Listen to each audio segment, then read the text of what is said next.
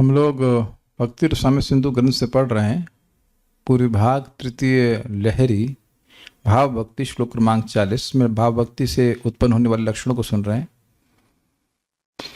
एक बात भक्तों के नोट में लाना चाहता हूँ। देखिए, आध्यात्मिक विषय यद्यपि हमने सुने रहते हैं तब भी वह फ्रेश लगने चाहिए। एक भक्त को हम पूछे कि क्लास में क्यों नहीं आ रहे हैं शाम को, जनरली हम ये नहीं पूछते हैं। रेगुलर स्टूडेंट में सृष्टि तत्व हम पढ़ चुके हैं कई बार, आपने द्वितीय स्कंद में 2 बार द्वितीय स्कंद पढ़ा चुके हैं, तो अब हमको से कोई रुचि नहीं आ रही है। तो दाल चावल तो खाई होगा आप लोग ने। कितने लोग अरहर दाल चावल केवल जिंदगी में एक बार खाया क्या खाना है, राजमा चावल ये चावल है ना। और हरे कृष्ण तो आप जानते ही हैं, तो काहे 2 घंटा एक ही बात रिपीट करते हैं बार बार, हरे कृष्ण हरे कृष्ण हरे कृष्ण हरे कृष्ण। दवा खाते हैं तो आप देखते हैं रिपीट करना पड़ता है ना उसको। मैं अपना अनुभव बताऊं तो सबसे अच्छा सृष्टि तत्व कपिल देव वर्णन किए जो हमारे काम का है। उस दिन आपको याद है ना, राजेश प्रभु आज नहीं आए, शायद आएंगे नहीं कोई बात। तो उन्हें पूछा था कि प्रभु जी मन और चित्त में क्या अंतर है। किसी की दम थी कि बता दे, मेरी भी नहीं थी। हमने हमको पता नहीं, I don't know what is the difference. क्या मन के बारे में पहले नहीं सुना था। कितना सुंदर सुंदर बातें हमें फिर से सुनने को मिली। एक मैं छोटा सा एग्जाम्पल, चलिए एक टेस्ट लेना चाहता हूँ इस भक्ति रसामृत सिंधु का। आप जानते हैं कि पूरा भक्ति रसामृत सिंधु ये एक श्लोक पे आधारित है। श्लोक का नाम जानते हैं आप? अन्याभिलाषिता सुना, ठीक है। इसमें ज्ञान कर्मादि अनावृतम में अनावृतम का क्या मतलब है?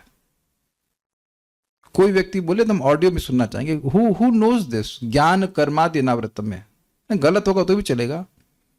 ज्ञान और तो इसमें ज्ञान और कर्म से अनावृत होना चाहिए, इसका मतलब क्या है? आदि भी जोड़ दीजिएगा उसमें।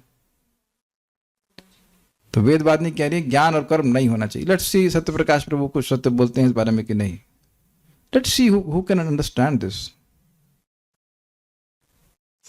ज्ञान और कर्म से भक्ति ढकनी नहीं चाहिए, तो इसका मतलब क्या है? उससे रहित। रहित बोल दिया आपने। इसमें लिखा है रहित, इसमें लिखा है ज्ञान कर्म से रहित रहना चाहिए, ये बोल रहे हैं ना। ये नहीं अर्थ है। ज्ञान कर्मादि अनावृतम शब्द है। भक्ति के पीछे ज्ञान और कर्म होना चाहिए, मतलब अच्छा भक्ति के पीछे ज्ञान और कर्म होना चाहिए। और आगे हुआ तो अच्छा सुमेध प्रभु, अरे अब आपको अनम्यूट। हाँ okay, let's see who can understood this. बोलिए। मैंने तो पढ़ाया नहीं है कि नहीं, मैंने तो पढ़ाया नहीं है, तो कैसे जानेंगे? ज्ञान और कर्म से आवृत नहीं होता है। हाँ सुमेध प्रभु बताइए। ज्ञान और कर्म से जो आवृत नहीं होता है। अरे ये तो हमको भी समझ में आ गया, इसका मतलब क्या है, इतना ही समझाया था हमने। तो आप देख रहे हैं कि अगर मैं दोबारा, अब देख रहे हैं इस समय अपने मन की चित्त की अवस्था को देखिए, एकदम गायब है ना। ये क्या मतलब है? देखिए बहुत सिंपल है। ज्ञान और कर्म में भक्ति भी हो तब। देखिए जहां तक माता जी जिन नबी ये बोला है, आपकी रेंज ही नहीं है इस ये बात सोचने की, इसलिए तुक्का मार के तो कोई सोच ही नहीं सकता। ना मैं सोच सकता हूं ना आप सोच सकते हो। लेकिन मैं खाली इतने बात बोल रहा हूं कि इसको अच्छे से पढ़ाया था, लाइन बाय लाइन पढ़ाया था, और अब हम लोग भाव भक्ति पहुंच गए हैं और जो मूल श्लोक है वो गायब है। तो आप कहें कि हमने पढ़ लिया, हम जान ली, तुम जाने क्या हो? 17 साल भक्ति करने के बाद एक ब्रह्मचारी हमको बोले कि आज तक हमको समझ में नहीं आया कि ज्ञान कर्मादि अनावृतों का मतलब क्या है। तो इसलिए आज हमने जब वो चीज सुनी ना कि सृष्टि तत्व तो हमको पता है, इसलिए हम आ नहीं रहे, वो हम अभी इस व्याख्या भी नहीं कर रहे हैं यहाँ पे। खाली इतना मुझे गुस्सा आया कि मैं आरती करते समय भी गुस्सा कर रहा था मन में, और उसके बाद योगा कर रहा तब भी गुस्सा आ रहा था कि इतने आगे हो गए हैं। परीक्षित महाराज नहीं बोल रहे हैं ना कि क्या वही दूसरे स्कंद में आप सुनाए थे सृष्टि, तो फिर आप बोल रहे हो। That is not the way you accept shastra. आप 40 साल लोग भगवद गीता पढ़ रहे हैं। एंड मैं बुरिजन प्रभु का नाम ले रहा हूँ, श्रीमान बुरिजन प्रभु प्रभुपाद जी शिष्य करे, 40 ईयर से मैं गीता पढ़ रहा हूँ। And every time I find new light. That's how Bhagavad Gita is, that's how Bhagavatam is.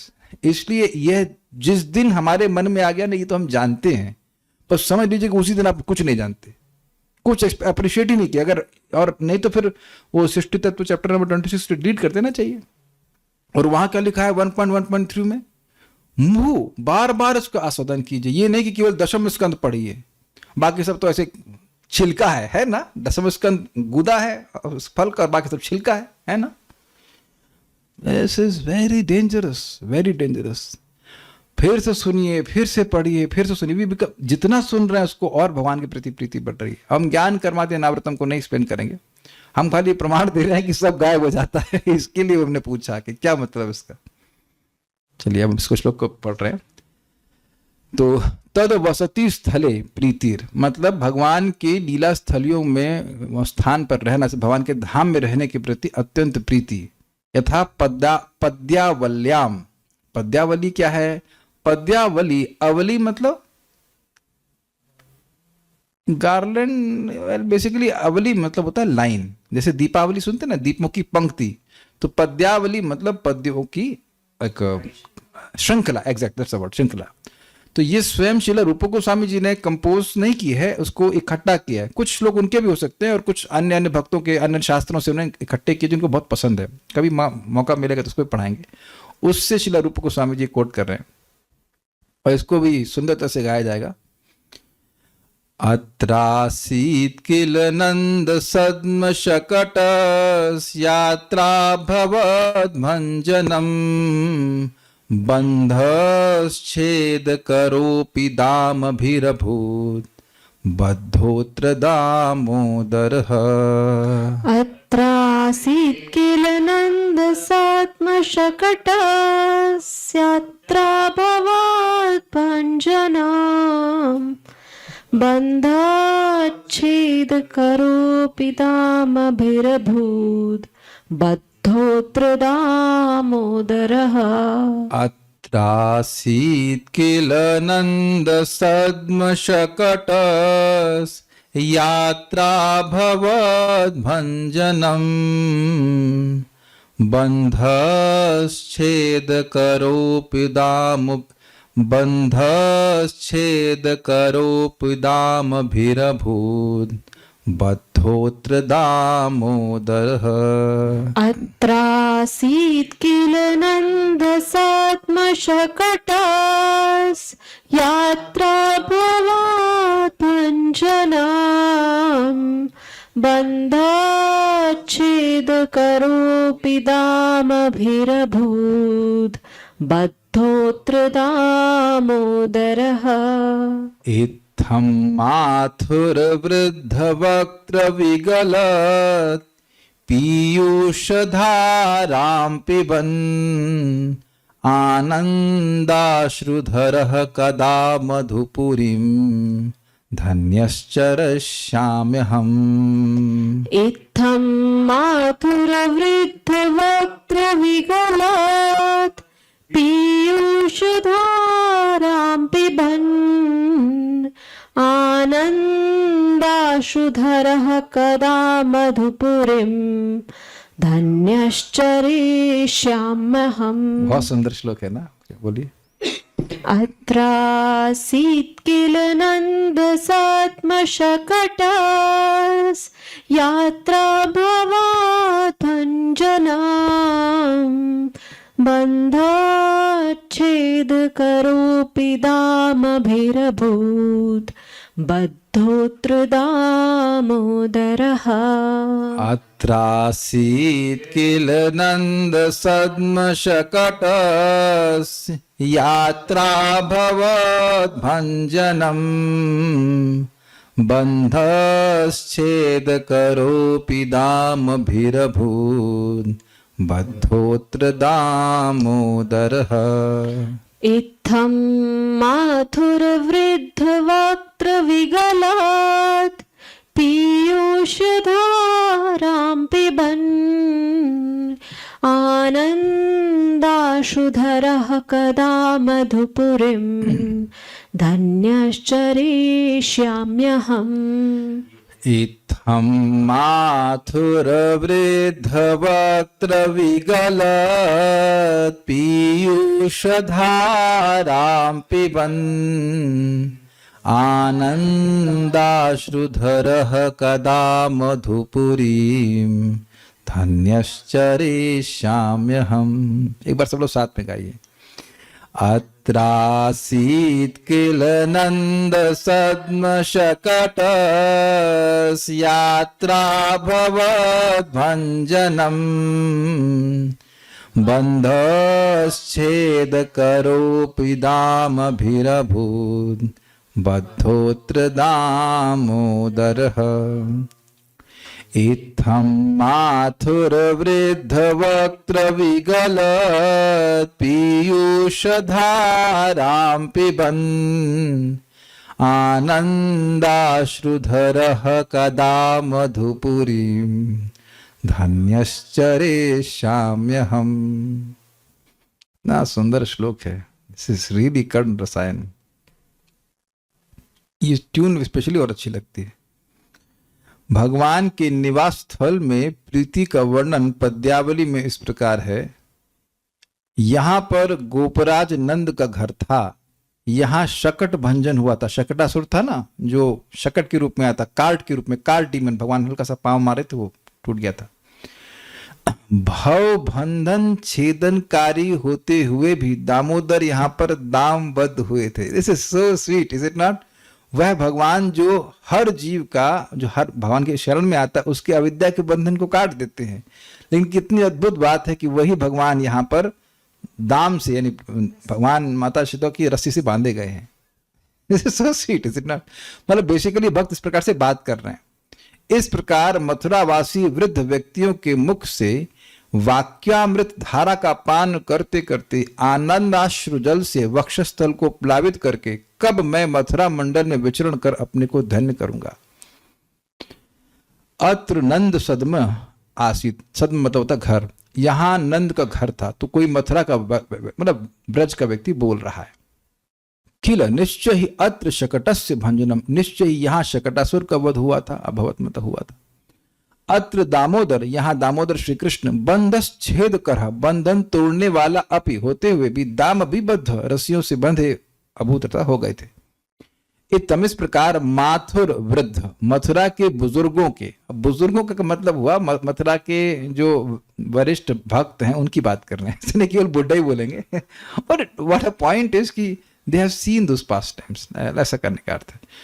या फिर वहां पे रहने वाले हो, जानकार हैं। मथुरा के वृद्ध, वक्त, वक्त मतलब मुख, मुख से विगलित, विगलित का मतलब क्या होता है? विगलत, सॉरी, विगलित मतलब जो एकदम बस धारा की तरह आ रहा है। ऐसा नहीं कि वो हार्ड फॉर्म में, एकदम पिघल पिघल के से आ रहा हो, गल गल के आ रहा है, झरती से, झरने की तरह, एग्जैक्टली झरती हुई पीयूष धाराम, पीयूष मतलब होता है अमृत, अमृत की धारा को पिबन, पीते हुए। मतलब वो बोलेंगे और मैं कान से सुनूंगा, लेकिन सुनूंगा नहीं, पीऊंगा। जब व्यक्ति पीता है तो कुछ इधर उधर फैलाता नहीं है, वो सब अंदर पेट में ले लेता है। तो यही कह रहे हैं कि मैं कान से इस अमृत को पीऊंगा, एक अंश भी छोड़ूंगा नहीं, बहुत सुख मिलेगा। देखिए, विचार कीजिएगा, जब भी कोई भक्त है और वो भगवान के बारे में कुछ भी सुनता है प्रामाणिक रूप से, तो उसको सुख ही मिलता है। वो चाहे भगवान की सृष्टि लीला हो, चाहे भगवान की रुक्मणी हरण की लीला हो, चाहे वो दामोदर लीला, कुछ भी हो। ये हमारा टेस्ट है, हम कितने भक्त हुए।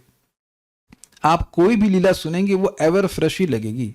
वयम तु न वितृप्यामः, वयम तु न वितृप्यामः, that is your test of bhakti. कितने भक्त हुए। जो कुछ भी कृष्ण के संबंध में बोला जाएगा वो आपको अच्छा लगना चाहिए। तो खैर यहां तो सीधे भगवान श्री कृष्ण के ही वर्णन हो रहा है, तो इसलिए कह रहे हैं कि हमको बहुत अच्छा लगा। आप जानते हैं कि इतना सा बोलना कि यही शकट भंजन हुआ था, अब उसमें पूरी लीला का स्मरण हो जाता है।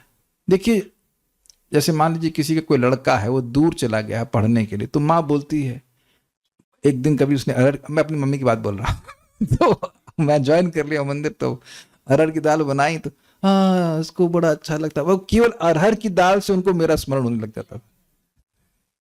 प्रेम है ना, इसलिए आप लोगों का ऐसा होता है, किसी मम्मी को लगता है कि कुछ बनाई, उनकी बेटी दूर है, बेटा दूर है, तो यहाँ खाता था, कितना मांग मांग तो वो एक अरहर की दाल से सारी लीला आपको याद आ जाती है। लीला मतलब that all those things।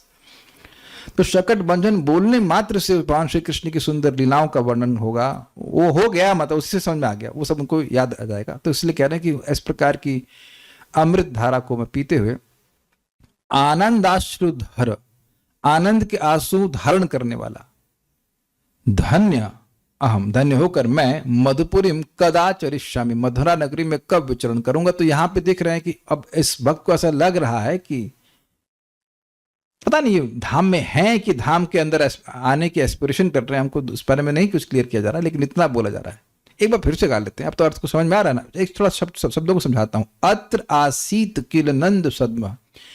अत्र यहां निश्चित ही नंद का भवन था। अत्र से मतलब अत्र का मतलब बोल रहा है कि वो वहीं पे हैं, ये व्यक्ति यहीं पे हैं, तो मथुरा में ही बात हो रही है ना। शकटस्य अत्र भवद भंजनम, यहां पर शकट का भंजन हुआ था उस स्थान पर।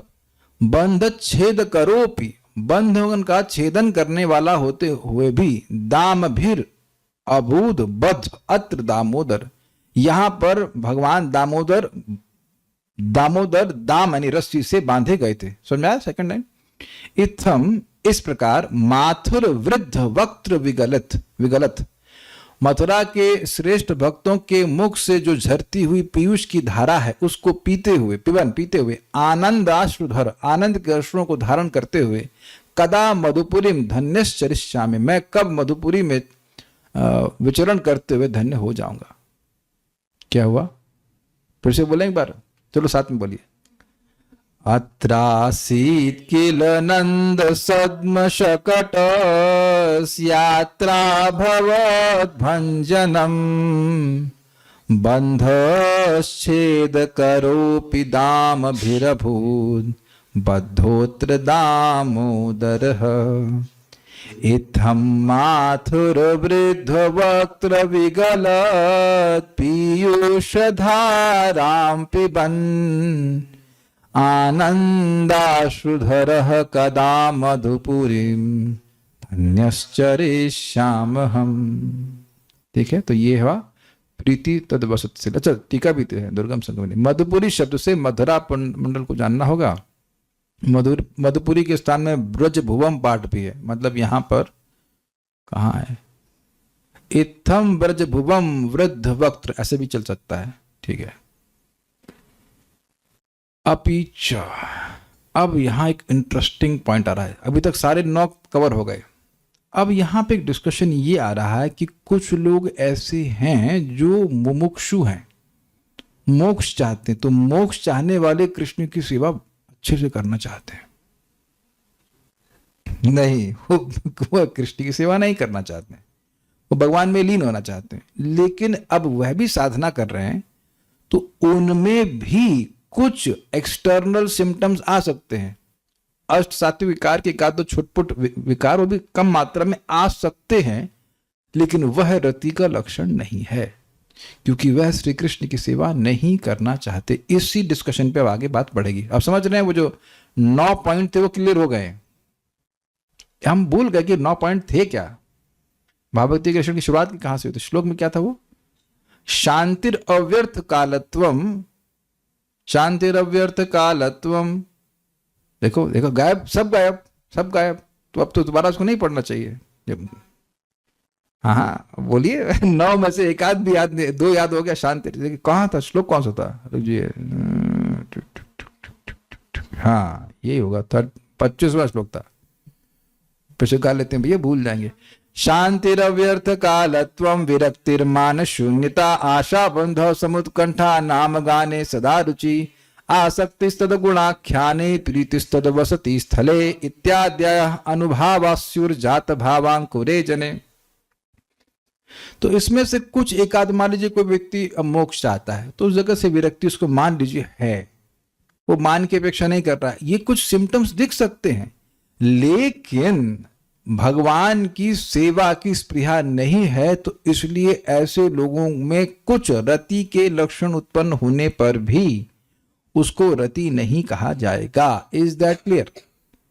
आप कहेंगे ऐसा क्यों, इतना बोलने की जरूरत है? क्योंकि ऐसा हो सकता है कि व्यक्ति बहुत विरक्त हो, ये हो, लेकिन अब मान लीजिए कोई ये कह रहा है कि हम भगवान हैं, ले तब तो फिर आप ही भगवान हो। अरे तो भगवान तो गड़बड़ हो जाएगा। और आप जिनको पढ़ा रहे हैं वो भी भगवान है, आपको पता है, मैं भी भगवान हूं और आप भी भगवान है। ले तो अब ये तो गड़बड़ हो गया कि नहीं?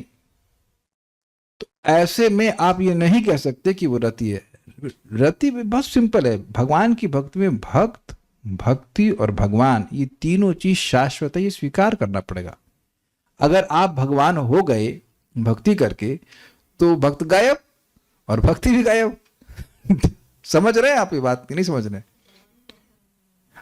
भगवान तो एक ही है ना, आप ही भगवान है, वो सब भूल गए आप, बस भगवान है आप। कुछ लॉजिक समझ रहे हैं आप? ये भक्त, भक्ति और भगवान ये शाश्वत चीज है, लेकिन अगर आप भक्त बन गया भगवान तो भक्ति किसकी करेगा वो? तो इसलिए जो लोग मोक्ष चाहते हैं, भगवान में लीन होना चाहते हैं, वो रति को बिल्कुल प्राप्त नहीं, यद्यपि कुछ सिम्टम्स वो दिखा भी दें ऐसा।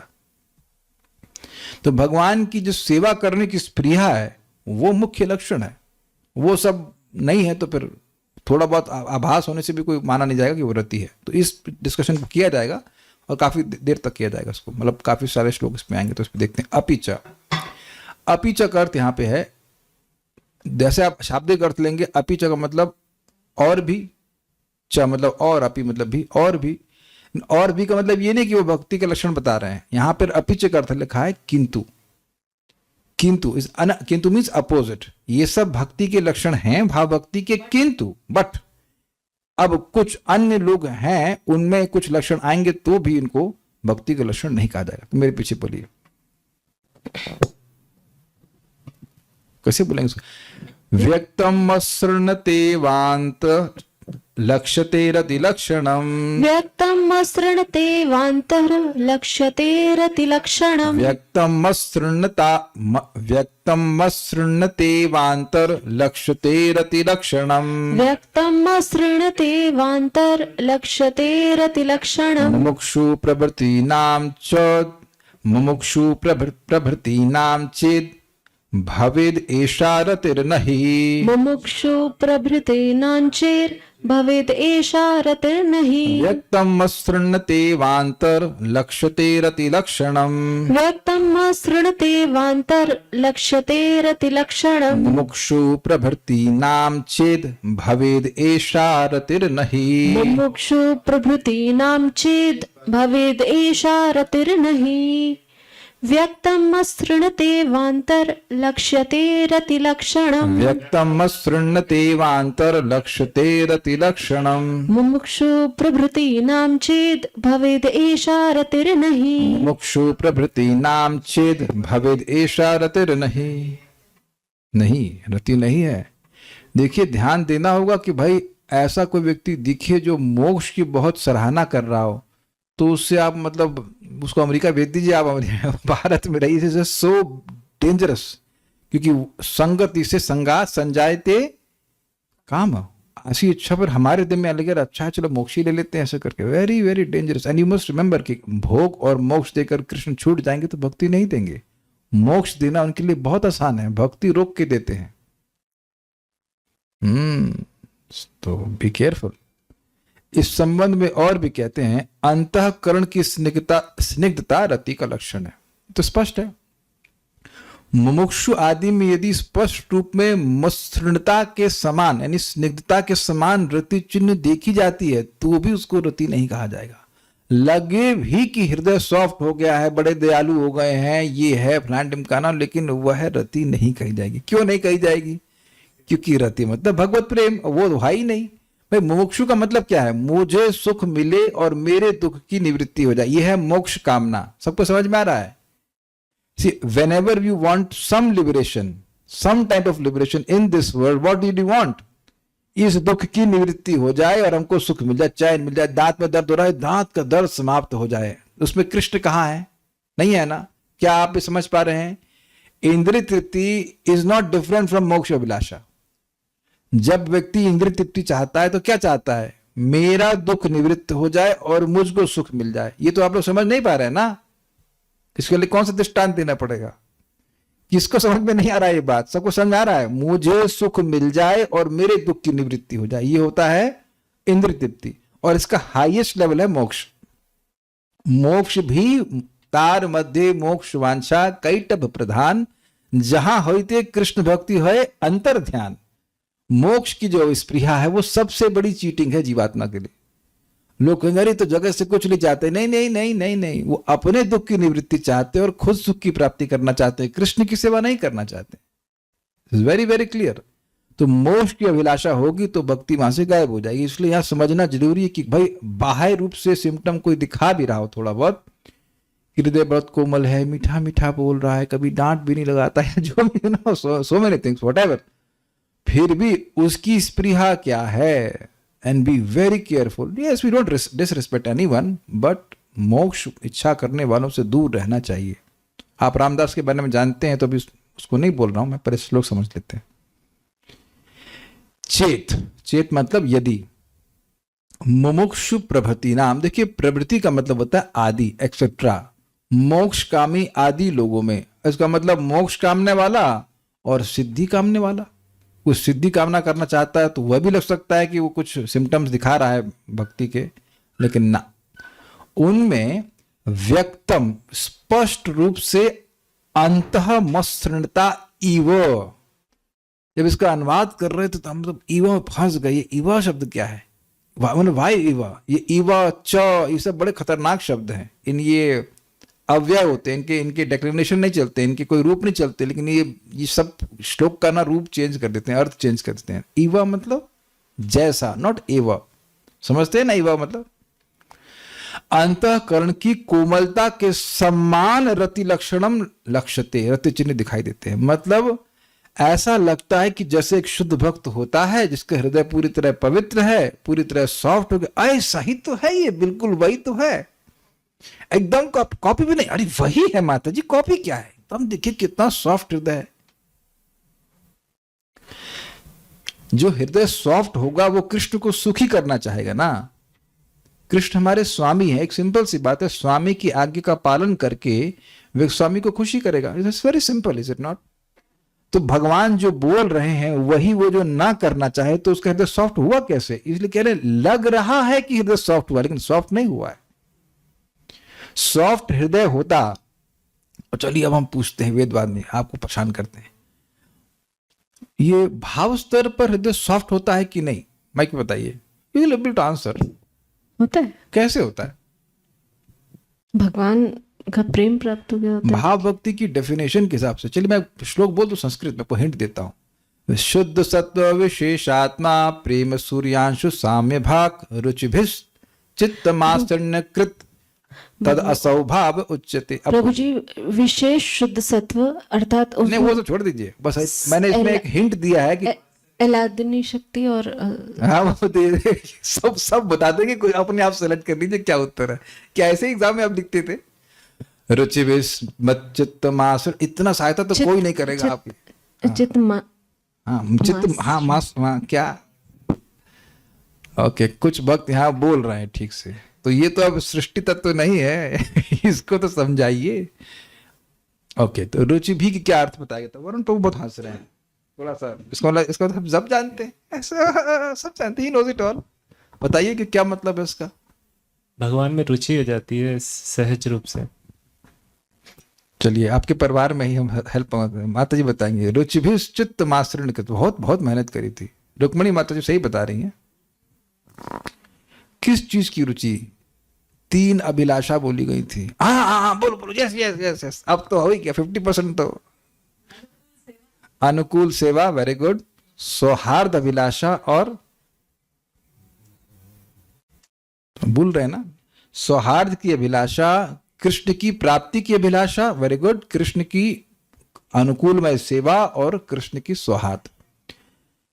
तो जो मोक्ष अभिलाषी है उसमें इसमें से कौन सी है? अब क्लियर हो रहा है. न तो कृष्ण की प्राप्ति की अभिलाषा, तो मोक्ष चाहता है, न कृष्ण की अनुकूल सेवा है, वो भी नहीं चाहता, और न ही कृष्ण के प्रति सौहार्द है. अब तो एकदम क्लियर हुआ ना कि भाव भक्ति में जो चित्त की कोमलता आती है वो 3 चीजों से ही आएगी. लेकिन जो मोक्ष कामना वाला व्यक्ति है वो तो तीनों में से कुछ नहीं चाहता, तो उसका हृदय सॉफ्ट होगा कैसे? वो जैसे कुछ साधना वाधना करके कुछ होगा भी, लेकिन वह वास्तविक रूप से सॉफ्ट नहीं हुआ, क्योंकि जो वास्तविक इंग्रेडिएंट वो नहीं. जैसे आप समझ लीजिए, वो मार्जरीन बोलते क्या, मार्जरीन और मक्खन, मार्गरीन. हमको एकदम क्लियर याद है, कोचिंग से पढ़ करके आ रहे थे तो रास्ते में वो पुलाव बेचते हैं और उसने खूब सारा मक्खन डाला. हम बड़ा खुश हुए, इतने सस्ते में इतना मक्खन डाल दिया वो. आप समझ रहे हैं आप लोग? Very happy. हमने कहा वाह वाह कितना दयालु है. लेकिन वो मक्खन नहीं था, वो मार्जरीन था. मार्जरीन बोलते क्या, मार्गरीन, हमने उससे पहले कभी नहीं खाया. इतना खराब टेस्ट था वो. क्या बताएगा हमको? दामाद लगते उसके। I was just so shocked. आप लोग कभी खाए मार्गरीन की तहरी? So very bad. मुझे अब तो टेस्ट भी भूल गया, लेकिन वो देखने में एकदम मक्खन जैसा लगेगा आपको। अब तो समझ में आ गया कि मक्खन दोनों में पिघलने का गुण है, लेकिन मार्जरीन में मक्खन बिल्कुल नहीं होता है, जहां तक हम समझ रहे हैं। वेजिटेबल ऑयल से बनता है ना, उसमें दूध वाला अंश बिल्कुल नहीं होता है। अब तो बिल्कुल अच्छे से दृष्टांत आ गया है कि वो जो इन लोग की मस्तरणता है मुमुक्षु की, वो मार्जरीन वाली मार्जरीन को पिघला दिया। कुछ नहीं होना उससे। Krishna will not be happy with this. ठीक है, तो ये बात आप समझ लीजिए। हाँ, एक बुक बना फिटकरी और मिश्री, लेकिन देखिए फिटकरी मिश्री का एग्जाम्पल इसलिए इंपॉर्टेंट नहीं क्योंकि फिर वो लोग दोनों पिघलती नहीं है। आप फिटकरी पिघला नहीं सकते। आप मार्जरीन और मक्खन एग्जाम्पल इसलिए दे रहे कि पिघल सकते हो। हाँ, गलत है। तो लगेगा बड़ा दया कर रहे हैं, बहुत दयालु हैं, सभी जीवों पर दया कर रहे हैं, प्लांट ढिमकाना, लेकिन ना, in heart they are not pleasing Krishna, not pleasing Krishna. कोई भी पिता प्रसन्न होता है जब बच्चा उनकी सेवा करना चाहे, कहे नहीं मैं बाप में लीन होना चाहता हूँ। प्रभुपाद कहते हैं ये क्या भाई, साथ में रहो, सेवा करो, लीन होने का क्या मतलब हुआ? This is very displeasing to Krishna. तो इसीलिए कह रहे हैं मसृणता इव, कोमलता के समान रति चिन्ह दिखाई देते हैं। तो ऐसा रति न ही भवेत, तो भी यह रति नहीं ही होती है। नहीं ही का मतलब समझ रहे हैं? It can not be Rati. Rati means love, and love means service. और मोक्ष की इच्छा रखने वाले को नहीं रति प्राप्त हो सकती। इसीलिए ऐसे लोगों से भगवान का नाम सुनना, कथा भी नहीं सुनना चाहिए। वो कथा और नाम भी इसीलिए कर रहे हैं ताकि मोक्ष मिल जाए। अब हम कहानी सुनाते जो आपने सुनी हुई है, लेकिन वो बहुत इंपॉर्टेंट है। आप जानते हैं कि वो महाप्रभु सन्यास लिए, जो छोटे बच्चे हरी हरी बोले बड़े खुश हो गए, कृतार्थ होइला हम ही सुनाइला, बड़ा अच्छा, बड़ा मजा है, बड़ा मजा है। और रामदास रघुनाथ भट्ट गोस्वामी की सेवा कर रहे हैं, डायरेक्ट उनका वजन उठा रहे हैं, वो जो सामान उठा रहे हैं, और बंगाल से पूरी तक उठा के लेके आए। सोचिए, एक परमहंस वैष्णव की सेवा कर रहे हैं, निरंतर नाम उच्चारण कर रहे हैं। क्या कृपा मिलनी चाहिए कि नहीं मिलनी चाहिए? आप बताइए। मिलना चाहिए, और विद्वान भी हैं। लेकिन जब महाप्रभु के सामने आते, रघुनाथ भट्ट को महाप्रभु आलिंगन कर लेते हैं और इधर देखते भी नहीं।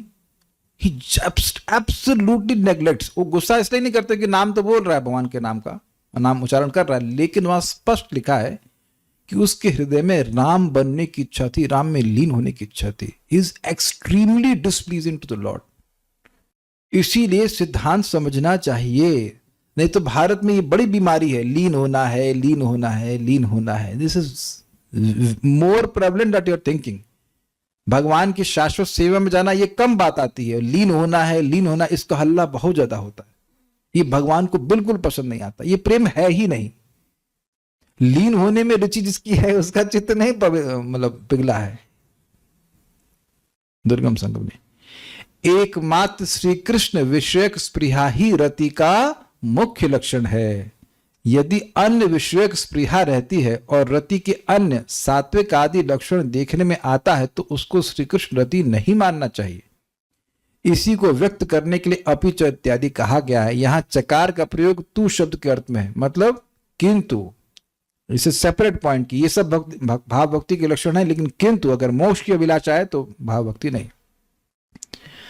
अन्यत्र भक्तों में व्यक्त रति का लक्षण जो अंतर मसृणता अथवा आर्द्रता है, मतलब जो हृदय की सॉफ्टनेस है, यदि उस प्रकार मुमुक्षु आदि में दिखाई देता है तो भी उनमें रति नहीं होती है, होना चाहिए, नहीं होती।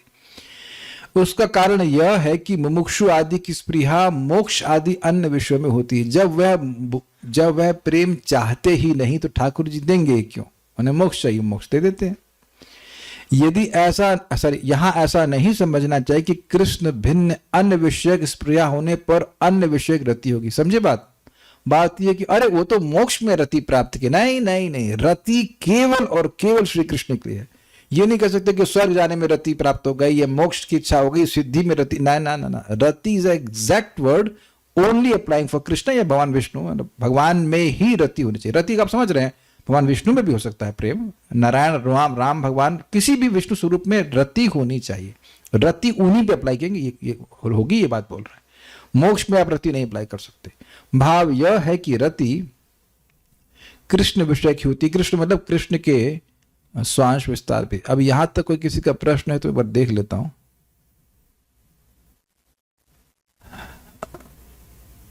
तो फिर मुमुक्षु आदि का हृदय कोमल होता कैसे? अरे नहीं होता है भाई, ईवा शब्द नहीं सुना आपने?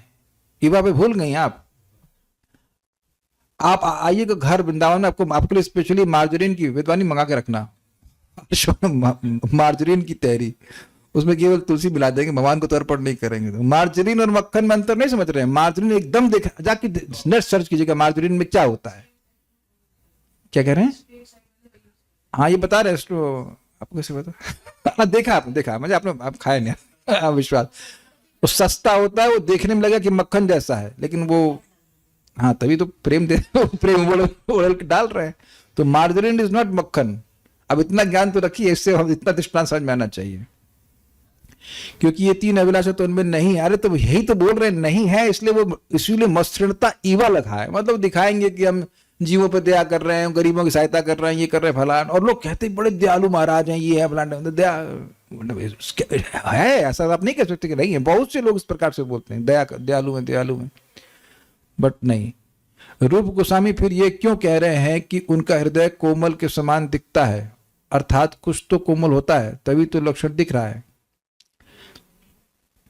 अब भगवान करे आपको आज से लेकर के मरते दम तक मार्जरीन की ही तहरी सब खाने तो आपको समझ में आएगा कि मार्जरीन जैसा दिखा दिया। अब हमको क्या पता मार्जरीन कैसे बनता है, लेकिन अब लोगों ने सृष्टि कर दी मार्जरीन की, तो कुछ साधना करने से कुछ रजोगुण तमोगुण कुछ कम हुआ होगा, तो कुछ हुआ होगा उसमें। हम क्या कह सकते हैं भाई, हम मोक्ष अभिलाषी नहीं है भाई हमको नहीं पता कैसे होता है, वो कुछ कर रहे होंगे।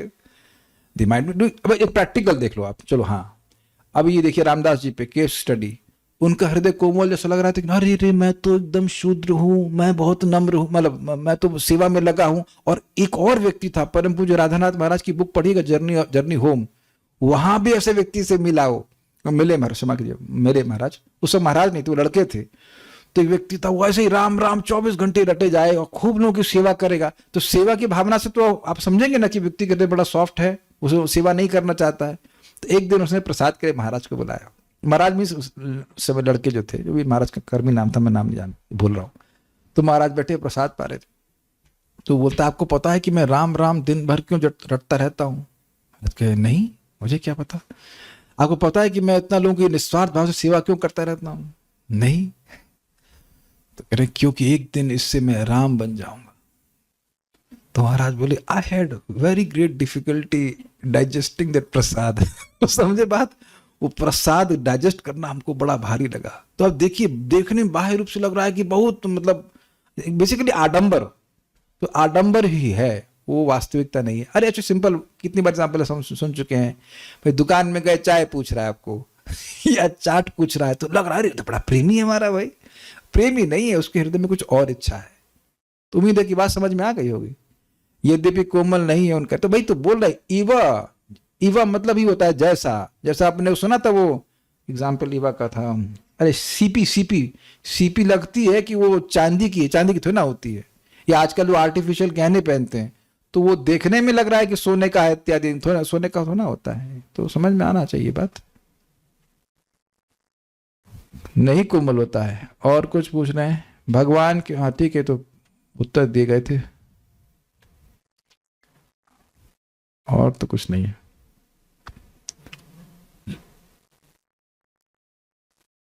एक श्लोक और ले लेते हैं। यहां बता रहे हैं कि ऐसा क्यों कह रहे हैं कि उनमें भाव नहीं है। तो यहां बहुत सुंदर श्लोक बता रहे हैं। विमुक्ताखिल तरशैर्या मुक्तेरपि विमृग्यते, विमुक्ताखिल तरशैर्या मुक्तेरपि विमृग्यते, या कृष्णेनाति गोप्याशु भजद्भ्योऽपि न दीयते, या कृष्णेनाति गोप्याशु भजत्ययोऽपि न दीयते। भजद्भ्यो होना चाहिए, भजद्भ्यो न दीयते। ठीक है, बोलिए बोलिए। या कृष्णेनाति गोप्याशु भजत भयोन पूरा श्लोक बोलिए शुरुआत से। विमुक्ता अखिल तरशैर्या मुक्तैरपि विमृग्यते विमुक्ताखिल तरशैर्या मुक्तैरपि विमृग्यते या कृष्णेनाति गोप्याशु भजत भयोऽपि न दीयते या कृष्णेनाति गोप्याशु भजद्भ्योऽपि न दीयते। और ये तो दो श्लोक है भाई, कल पढ़ाएंगे ठीक है, छोड़ देना अभी, जल्दीबाजी में पढ़ाने में मजा नहीं आता, तो विल स्टॉप हियर। यहाँ पे वर्णन आएगा कि क्यों ऐसा बोला जा रहा है कि भाई भगवान की जिसकी जो मोक्ष कामी है उसको भाव भक्ति मिल ही नहीं सकती है, क्यों बोला जा रहा है, तो क्यों अभी क्लियर हो जाएगा और विल डिस्कस टुमारो। ऋषि भक्ति स्वामी सिंधु की जय, श्रील प्रभुपाद की जय, निताई गौर प्रेमानंदे।